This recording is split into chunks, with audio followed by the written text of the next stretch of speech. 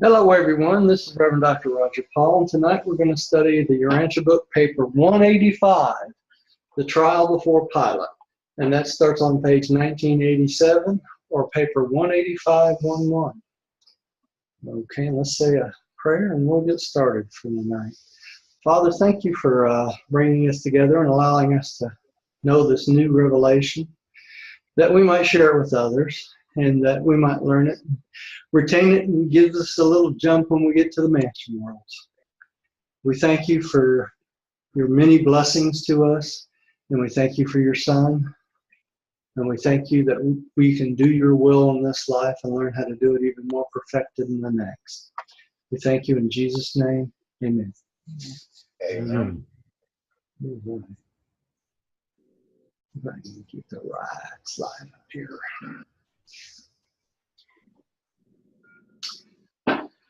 Paper 185, The Trial Before Pilate.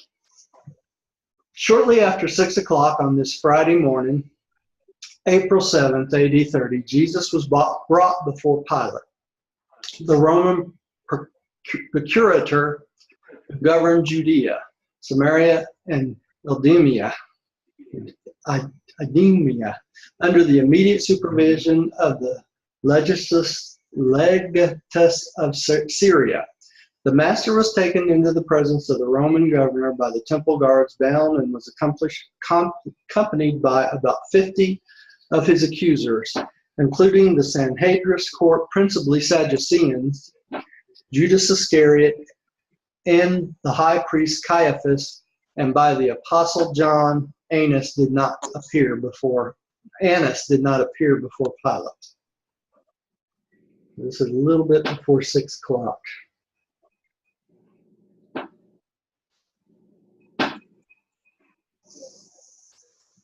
Pilate was up and ready to receive this group of early morning callers, having been informed by those who had secured his consent the previous evening to employ the Roman soldiers in arresting the Son of Man, that Jesus would be early brought before him.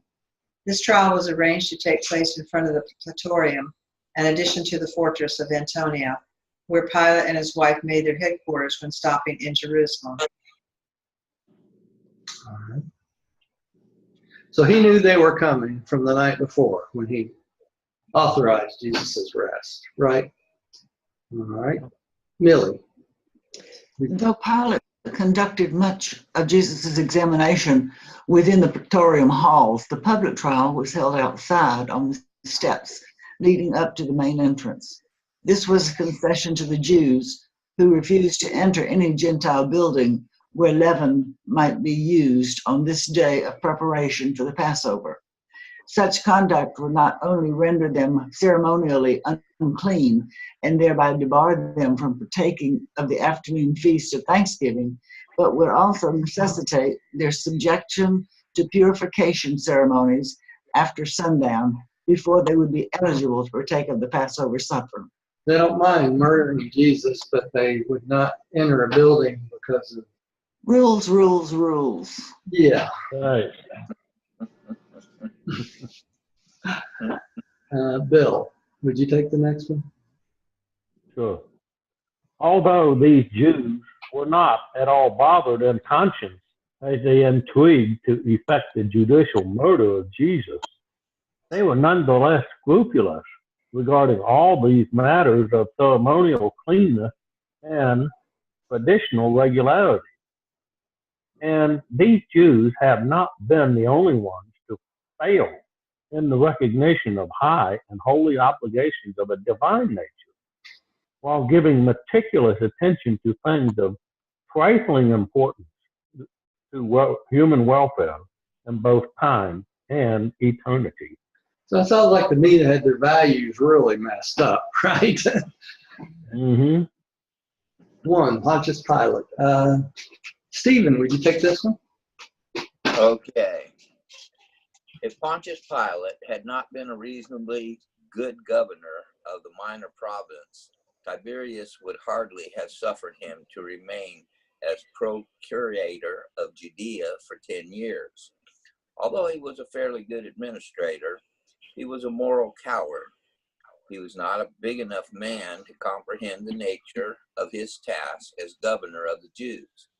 He failed to grasp the fact that these Hebrews had a real religion, a faith for which they were willing to die, and that millions upon millions of them, scattered here and there throughout the empire, looked to Jerusalem as the shrine of their faith and held the Sanhedrin in respect as the highest tribunal on earth.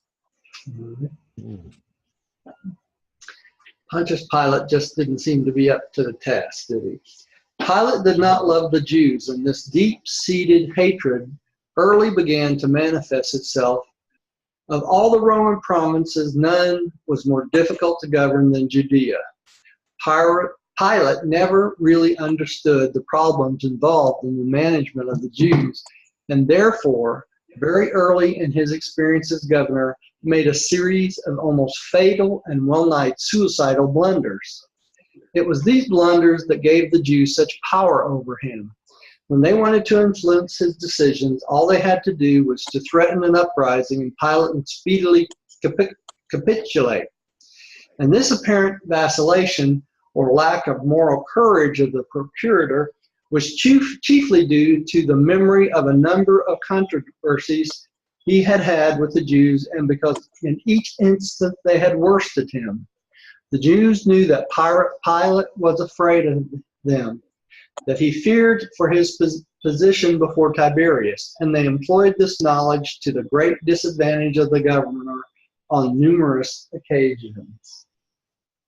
That pretty much had control over him. Oops. Mm-hmm. Okay. Pilate's disfavor with the Jews came about as a result of a number of unfortunate encounters. First, he failed to take seriously their deep-seated prejudice against all images as symbols of idol worship. Therefore, he permitted his soldiers to enter Jerusalem without removing the images of Caesar from their banners, and had been the practice of the Roman soldiers under his predecessor. A large deputation of Jews waited upon Pilate for 5 days, imploring him to have these images removed from the military standards. He flatly refused to grant their petition and threatened them with instant death. Pilate himself, being a skeptic, did not understand that men of strong religious feelings will not hesitate to die for their religious convictions, and therefore was he dismayed when these Jews drew themselves up defiantly before his palace, bowed their faces to the ground, and sent word that they were ready to die. Pilate then realized that he had made a threat which he was unwilling to carry out. He surrendered, ordered the images removed from the standards of his soldiers in Jerusalem, and found himself from that day on, to a large extent, subject to the whims of the Jewish leaders, who had in this way discovered his weakness in making threats which he feared to execute. All right, so he didn't follow through was his problem, right? All right. Millie. Pilate subsequently determined to regain his lost prestige, and accordingly had the shields of the emperor, such as were commonly used in Caesar's worship, put up on the walls of Herod's palace in Jerusalem. When the Jews protested, he was adamant. When he refused to listen to their protest, they promptly appealed to Rome, and the emperor was promptly ordered the offending shields removed. And then was Pilate held in even lower esteem than before. Couldn't win, could he? Bill, would you take the next one? Sure. Another thing which brought him into great disfavor with the Jews was that he dared to take money from the temple treasury to pay for the construction of a new aqueduct to provide increased water supply for the millions of visitors to Jerusalem at the times of the great religious feast. The Jews held that only the Sanhedrin could dispose the temple funds, and they never ceased to inveigh against Pilate for this presumptuous ruling. No less than a score of riots and much bloodshed resulted from this decision. The last of these serious outbreaks had to do with the slaughter of a large company of Galileans, even as they worshiped at the altar.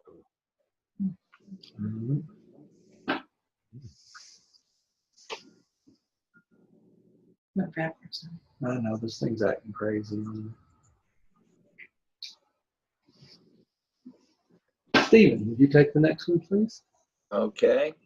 It is significant that while this vacillating Roman ruler sanctified Jesus to his fear, sacrificed Jesus to his fear of the Jews and to safeguard his personal position, he finally was disposed as a result of the needless slaughter of Samaritans in connection with the pretensions of a false Messiah who led troops to Mount Gerizim, where he claimed the temple vessel were buried.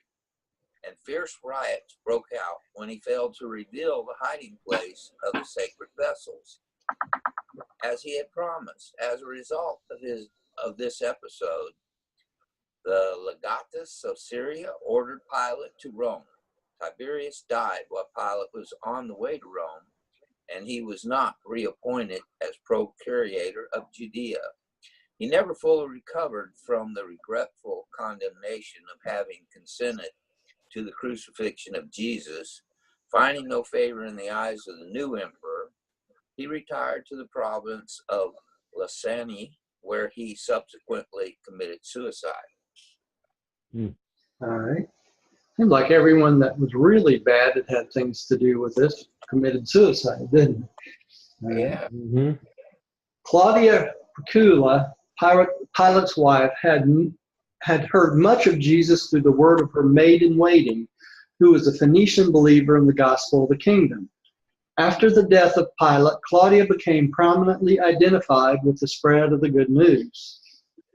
So his wife became a Christian, right? Mm-hmm. All right. And all this explains much that transpired on this tragic Friday forenoon. It is easy to understand why the Jews presumed to dictate to Pilate to get him up at 6 o'clock to try Jesus, and also why they did not hesitate to threaten to charge him with treason before the emperor if he dared to refuse their demands for Jesus' death. Millie. A worthy Roman governor who had not become disadvantageously involved with the rulers of the Jews would never have permitted these bloodthirsty religious fanatics to bring about the death of a man whom he himself had declared to be innocent of their false charges and without fault. Rome made a great blunder, a far-reaching error in earthly affairs, when she sent the second-rate Pilate to govern Palestine. Tiberius had better have sent to the Jews the best provincial administrator in the empire. It would have been better had he sent to the Jews the best provincial administrator in the empire. Right. Because it was a hard area to govern. All right. Mm-hmm. Bill. 2. Jesus appears before Pilate.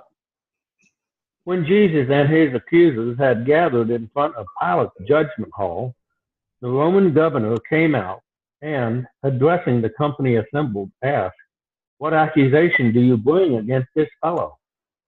The Sadducees and counselors, who had taken it upon themselves to put Jesus out of the way, had determined to go before Pilate and ask for confirmation of the death sentence pronounced upon Jesus, without volunteering any definite charge.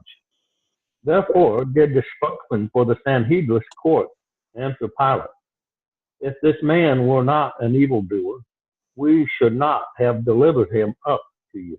So they wanted him just pass it on and kill him without even knowing what he was supposedly done. Right? Mm-hmm. All right. Well, what about those things that they were going to present to Pilate? That comes up later. All right. All right. Stephen. Okay. When Pilate observed that they were reluctant to state their charges against Jesus, although he knew they had been all night engaged in deliberations regarding his guilt, he answered them, "Since you have not agreed on any definite charges, why do you take this man and pass judgment on him in accordance with your own laws? All right. Then spoke the clerk of the Sanhedrin court to Pilate, "It is not lawful for us to put any man to death, and this disturber of our nation is worthy to die for the things which he has said and done. Therefore have we come before you for confirmation of this decree."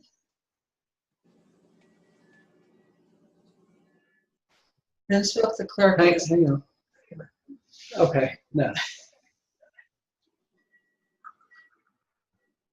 Okay.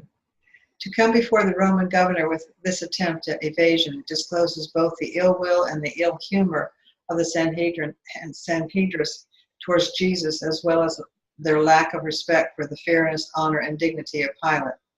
What effrontery was for these subject citizens to appear before their provincial governor asking for a decree of execution against a man before affording him a fair trial and without even preferring definite criminal charges against him. Just wanted a free pass, didn't they? Okay, Millie.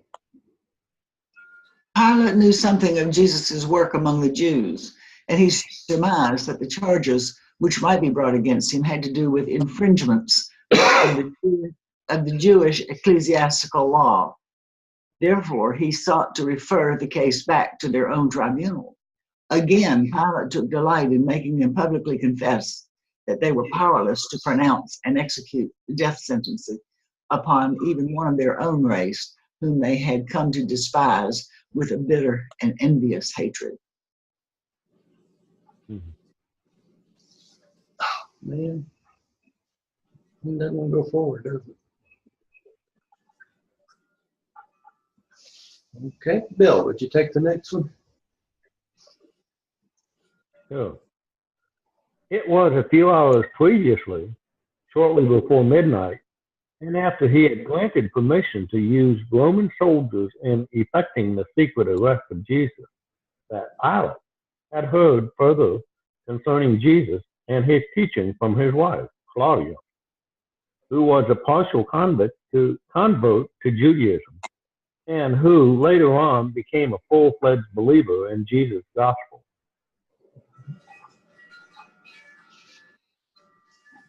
Stephen. Okay. Pilate would have liked to postpone this hearing, but he saw the Jewish leaders were determined to proceed with the case. He knew that this was not only the forenoon of preparation for the Passover, but that this day, being Friday, was also the preparation day for the Jewish Sabbath of rest and worship.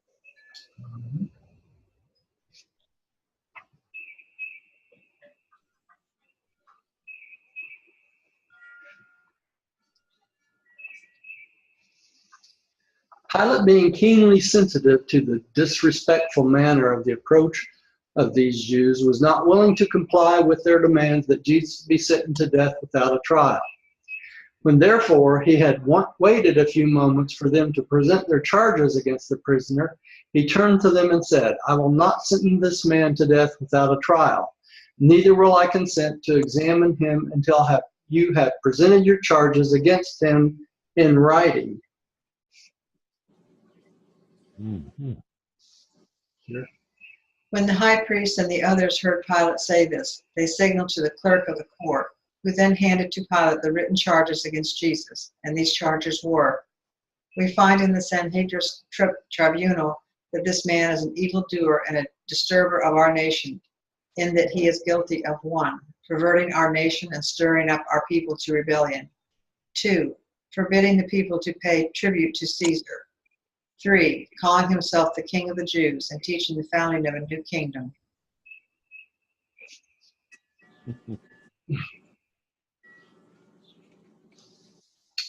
Millie. I have to ask, does someone else hear the squeaking or the bird chirping that I hear? Yes, I did. Does someone have a We bird? have our front door open. It could We be- have our front door open. It's probably the birds outside here. Okay. Yeah. Jesus had not been regularly tried nor legally convicted on any of these charges. He did not even hear these charges when first stated, but Pilate had him brought from the Praetorium, where he was in the keeping of the guards, and he insisted that these charges be repeated in Jesus' hearing. You want to get up and shut the front door, dude? Okay, Bill. Yeah. When Jesus heard these accusations, he well knew that he had not been heard on these matters before the Jewish court, and so did John Zebedee and his accusers. But he made no reply to their false charges. Even when Pilate bade him answer his accusers, he opened not his mouth. Pilate was so astonished at the unfairness of the whole proceeding, and so impressed by Jesus' silent and masterly bearing, that he decided to take the prisoner inside the hall and examine him privately.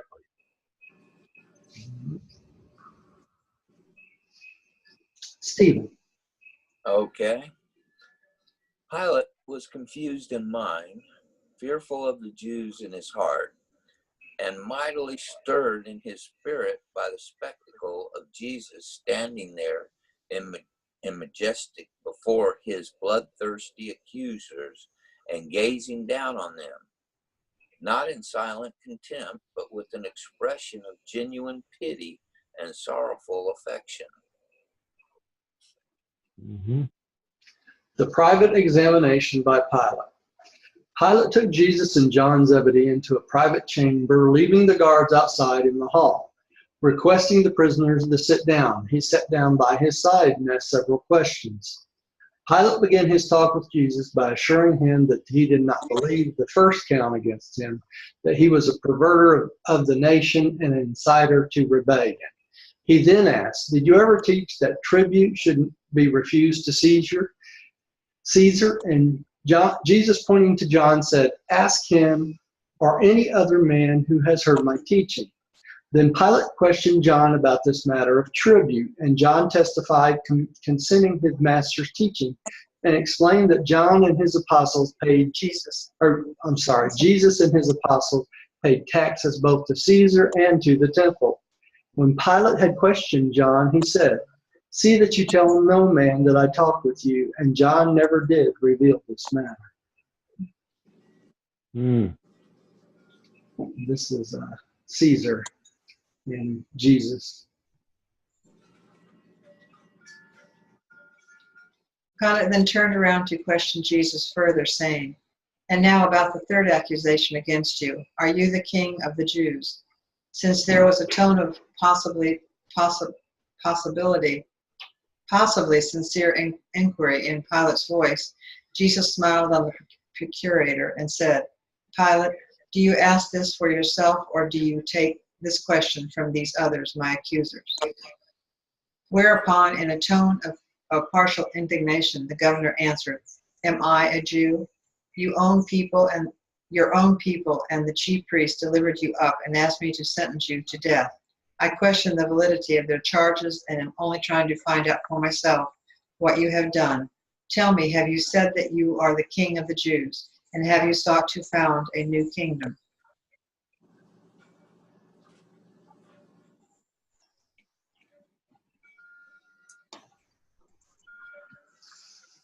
Then said Jesus to Pilate, "Do you not perceive that my kingdom is not of this world?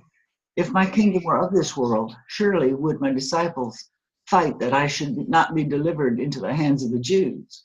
My presence here before you in these bonds is sufficient to show all men that my kingdom is a spiritual dominion, even the brotherhood of men who, through faith and by love, have become the sons of God.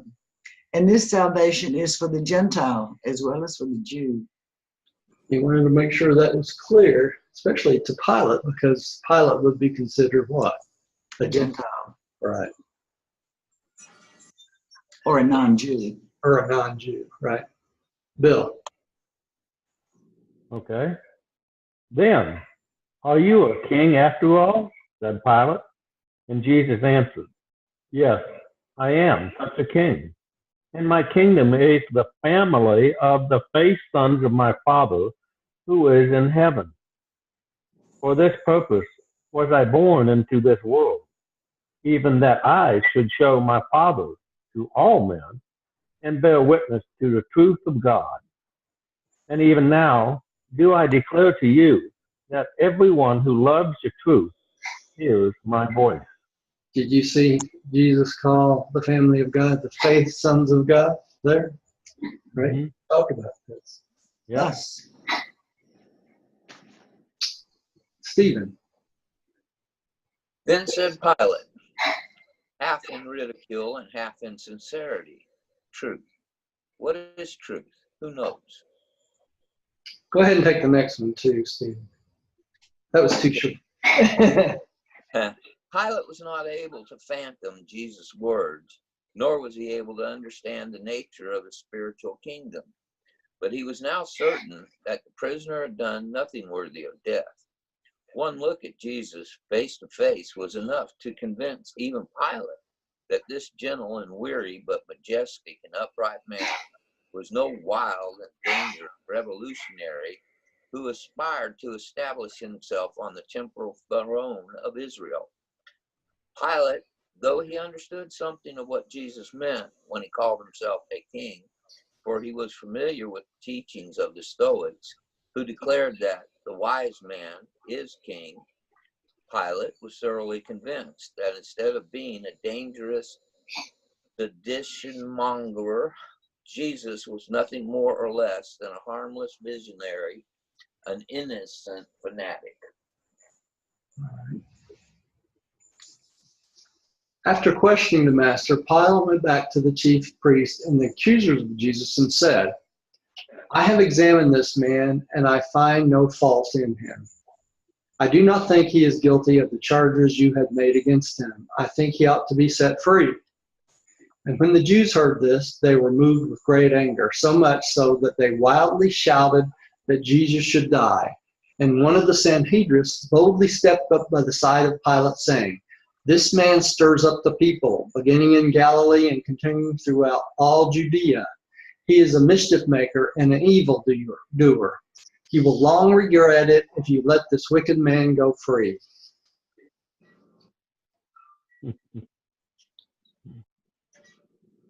Pilate was hard-pressed to know what to do with Jesus. Therefore, when he heard them say that he began his work in Galilee, he thought to avoid the responsibility of deciding the case, at least to gain time for thought, by sending Jesus to appear before Herod, who was then in the city attending the Passover. Pilate also thought that this gesture would help to antidote some of the bitter feeling which had existed for some time between himself and Herod, due to numerous misunderstandings over matters of jurisdiction. Millie. Pilate, calling the guards, said, This man is a Galilean. Take him forthwith to Herod, and when he has examined him, report his findings to me. And they took Jesus to Herod. Bill. Okay. 4. Jesus before Herod. When Herod Antipas stopped in Jerusalem, he dwelt in the old Maccabean palace of Herod the Great.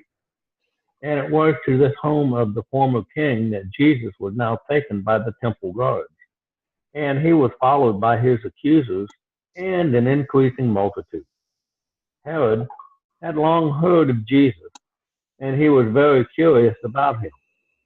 When a Son of Man stood before him on this Friday morning, the wicked Artemian never for one moment called the lad of former years who had appeared before him in Sepphoris, pleading for a just decision regarding the money due his father, who had been accidentally killed while at work on one of the public buildings. As far as Herod knew, he had never seen Jesus, although he had worried a great deal about him when his work had been centered in Galilee. Now that he was in custody of Pilate and the Judeans, Herod was desirous of seeing him, feeling secure against any trouble from him in the future. Herod had heard much about the miracles wrought by Jesus, and he really hoped to see him do some wonder. Wonder-working generation, right? And there's Jerusalem. Yep.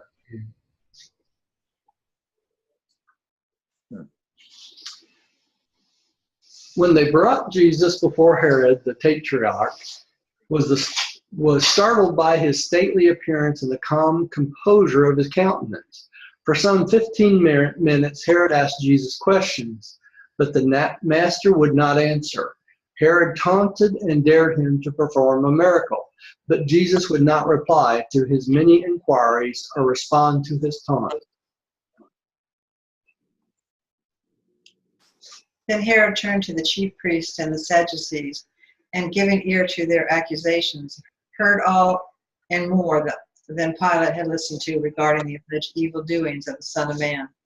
Finally, being convinced that Jesus would neither talk nor perform a wonder for him, Herod, after making fun of him for a time, arrayed him in an old purple royal robe and sent him back to Pilate. Herod knew he had no jurisdiction over Jesus in Judea. Though he was glad to believe that he was finally to be rid of Jesus in Galilee, he was thankful that it was Pilate who had the responsibility of putting him to death. Herod never had fully recovered from the fear that cursed him as a result of killing John the Baptist. Herod had at certain times even feared that Jesus was John risen from the dead. Now he was relieved of that fear, since he observed that Jesus was a very different sort of person from the outspoken and fiery prophet who dared to expose and denounce his private life.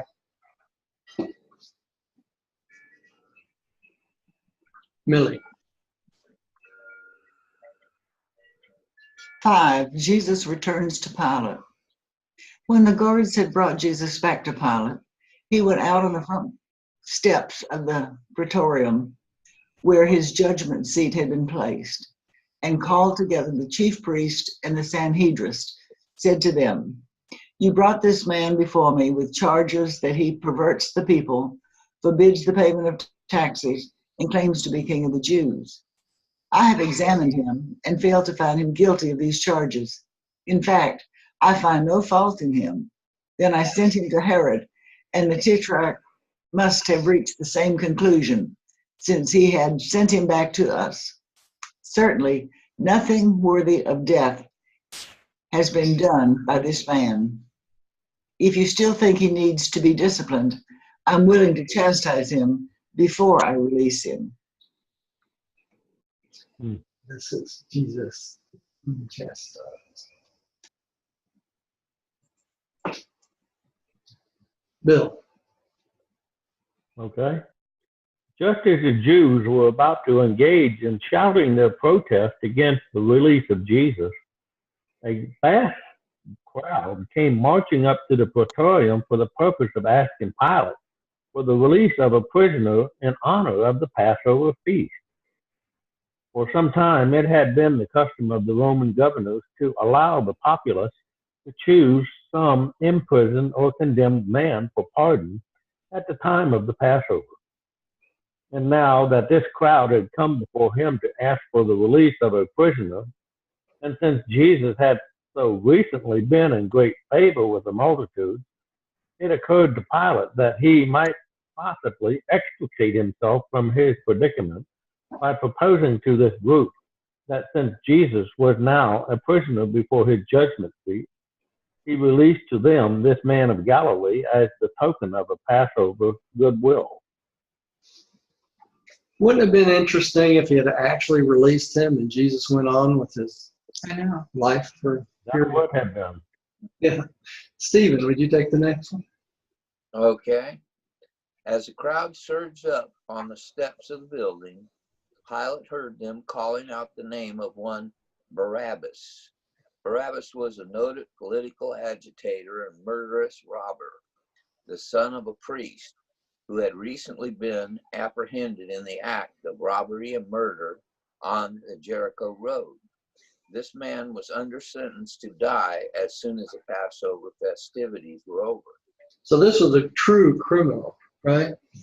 Mm-hmm. Pilate stood up and explained to the crowd that Jesus had been brought to him by the chief priests, who sought to have him put to death on certain charges, and that he did not think the man was worthy of death.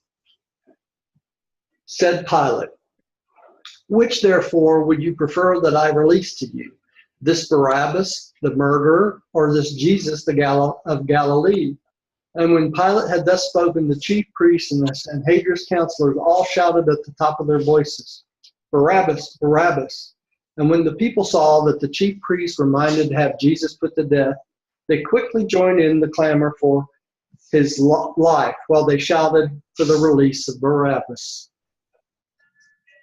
Followers to follow you off the edge of a cliff, right? Mm-hmm.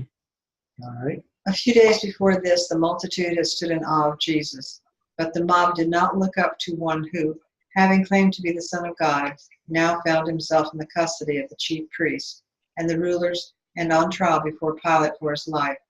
Jesus could be a hero in the eyes of the populace when he was driving the money changers and the traders out of the temple, but not when he was a non-resisting prisoner in the hands of his enemies and on trial for his life. Millie.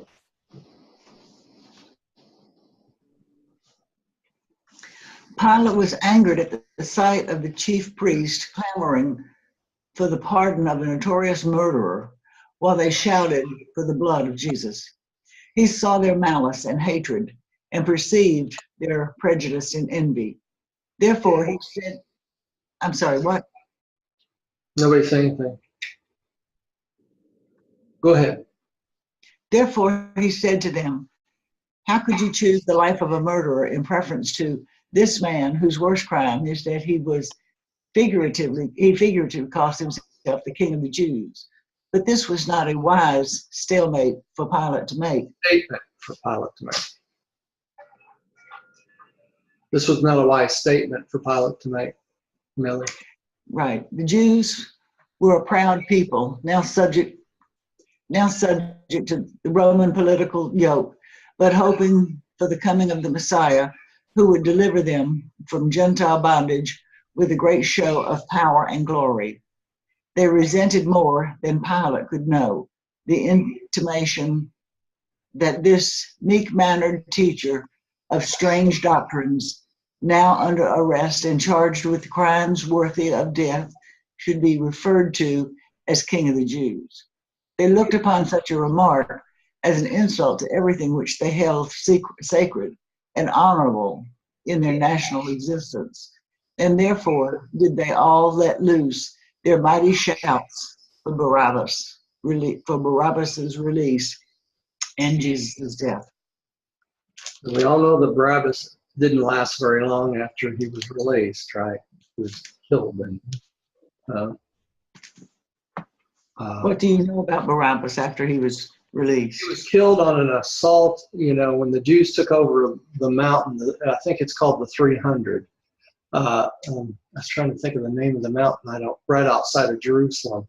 The Roman soldiers built a ramp from scratch, little bit by little bit, to get up to him. And Barabbas was killed during that attack which were all Jews. The zealots of the Jews were killed, every single man by the Romans. So he was in that. I saw a movie one time about Barabbas, and in that, because he was set free and Jesus was crucified, he couldn't die. He lived on and on and on and on in horrible situations. No, he didn't last long at all. It was just a short time after the crucifixion that this happened. So, Thank you. Mm-hmm. Hollywood's great, isn't it? They can make up things whatever they want to. Yeah. Bill. Sure. Pilate knew Jesus was innocent of the charges brought against him, and had he been a just and courageous judge, he would have acquitted him and turned him loose. But he was afraid to defy these angry Jews, and while he hesitated to do his duty, the messenger came up and presented him with a sealed message from his wife, Claudia. You should always listen to your wife. Right? Yeah. Okay. Pilate indicated to those assembled before him that he wished to read the communication which he had just received before he proceeded further with the matter before him. When Pilate opened this letter from his wife, he read, "I pray you have nothing to do with this innocent and just man who they call Jesus. I have suffered many things in a dream this night because of him." This note from Claudia not only greatly upset Pilate and thereby delayed the adjudication of this matter, but it unfortunately also provided considerable time in which the Jewish rulers freely circulated among the crowd and urged the people to call for the release of Barabbas and to clamor for the crucifixion of Jesus. What you call a stacked deck, isn't it? Yep. Finally, Pilate addressed himself once more to the solution of the problem which confronted him by asking the mixed assembly of Jewish rulers and pardon-seeking crowd, "What shall I do with him who is called the King of the Jews?" And they all shouted with one accord, "Crucify him, crucify him." With unanimity of this demand from the mixed multitude started an alarmed Pilate, the unjust and the fear-ridden judge. Then once more Pilate said, "Why would you crucify this man? What evil has he done? Who will come forward to testify against him?" When they heard Pilate speak in defense of Jesus, they only cried out all the more, "Crucify him, crucify him." You really start to feel sorry for Pilate, don't you? Be so weak, you know. Millie. Then again, Pilate appealed to them regarding the release of the Passover prisoners, saying, "Once more, I ask you, which of these prisoners shall I release to you at this your Passover time?" And again, the crowd shouted, "Give us Barabbas." Bill, you take the next one. Okay. Then said Pilate, "If I release the murderer of Barabbas, what shall I do with Jesus?" And once more the multitude shouted in unison, "Crucify him, crucify him."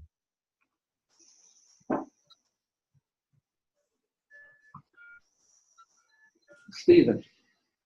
Okay. Pilate was terrorized by the insistent clamor of the mob. Acting under the direct leadership of the chief priests and the counselors of the Sanhedrin, nevertheless, he decided upon at least one more attempt to appease the crowd and save Jesus. 6, Pilate's last appeal.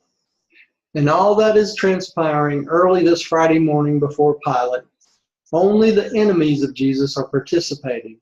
His many friends either do not yet know of this night arrest and early morning trial, or are in hiding lest they shall also be apprehended and be just worthy of death, because they believe Jesus' teachings. In the multitude which now clamors for the Master's death are to be found only his sworn enemies and the easily led and unthinking populace. That happens a lot, doesn't it? There's a lot of the easily led and unthinking populace. Pilate would make one last appeal to their pity.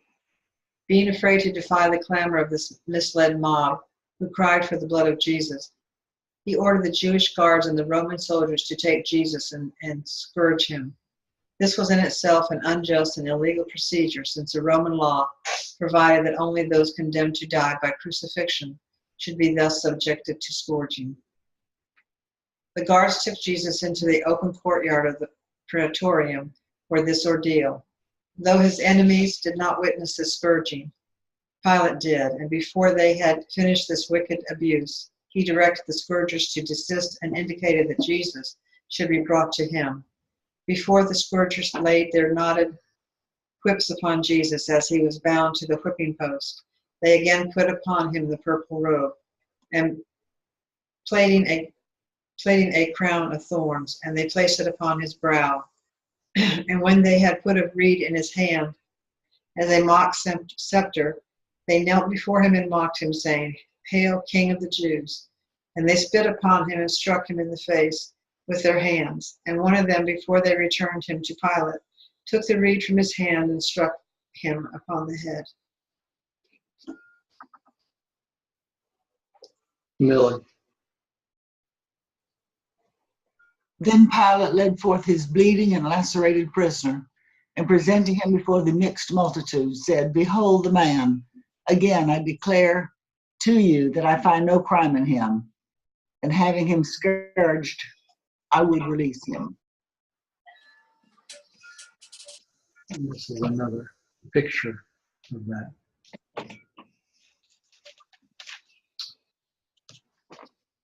Bill, did you take the next one? Okay. Sure. There stood Jesus of Nazareth, clothed in an old purple royal robe, with a crown of thorns piercing his kindly brow. His face was bloodstained, and his form bowed down with suffering and grief. But nothing can appeal to the unfeeling hearts of those who are victims of intense emotional hatred and slaves to religious prejudice. This sight sent a mighty shudder through the realms of a vast universe, but it did not touch the hearts of those who had set their minds to effect the destruction of Jesus. Stephen, would you take the next one, please? Okay. When they had recovered from the first shock of seeing the master's plight, they only shouted the louder and the longer, Crucify him, crucify him, crucify him.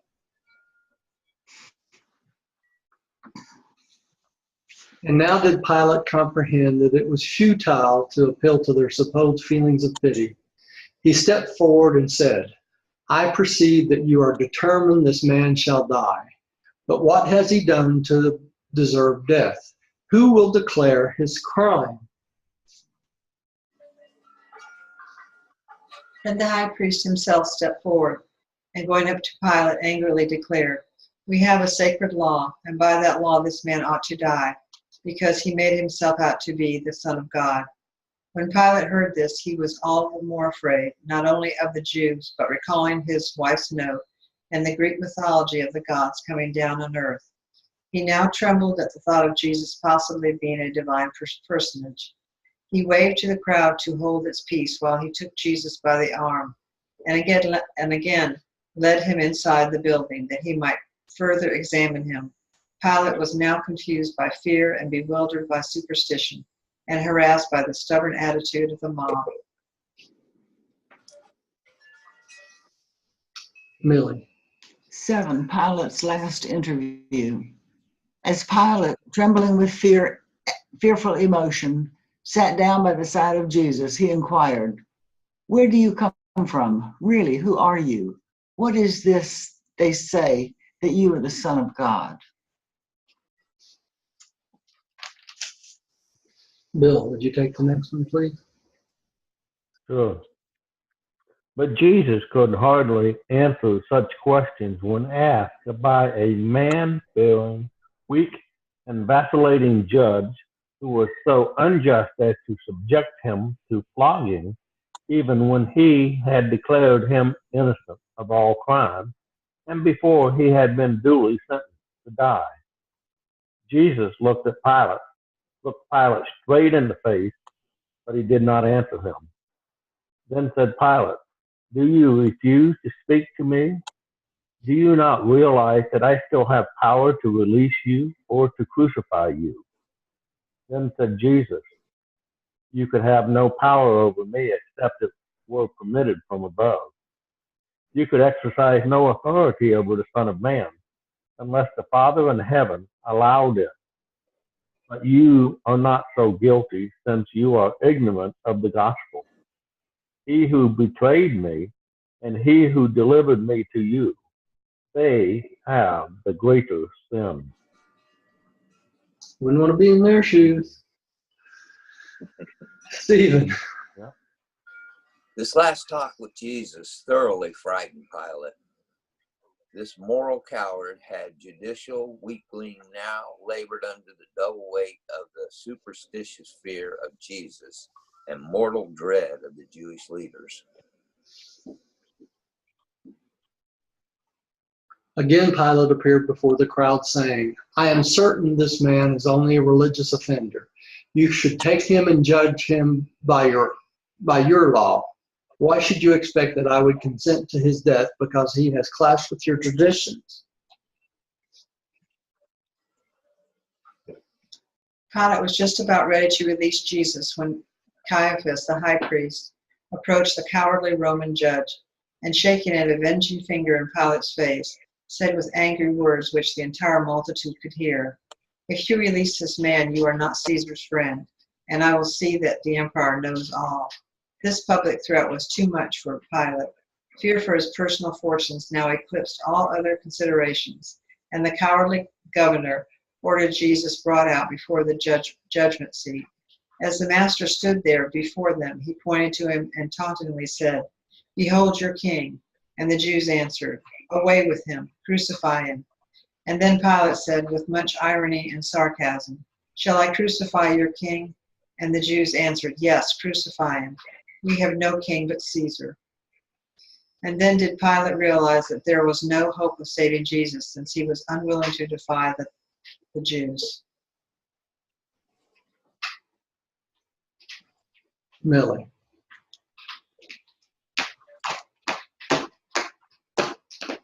Turn your mic back on, Millie. 8.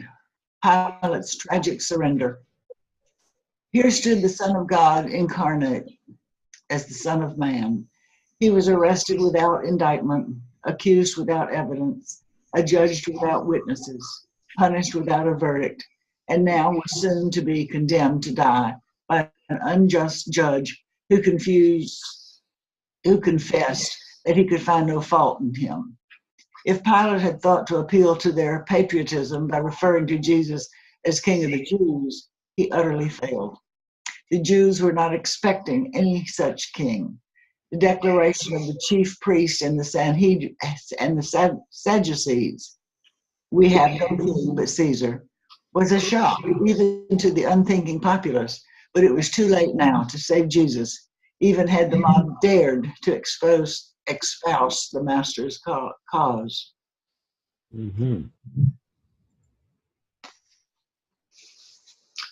Bill, would you take the next one? Sure. Pilate was afraid of a tumult or a riot. He dared not risk having such a disturbance during Passover time in Jerusalem.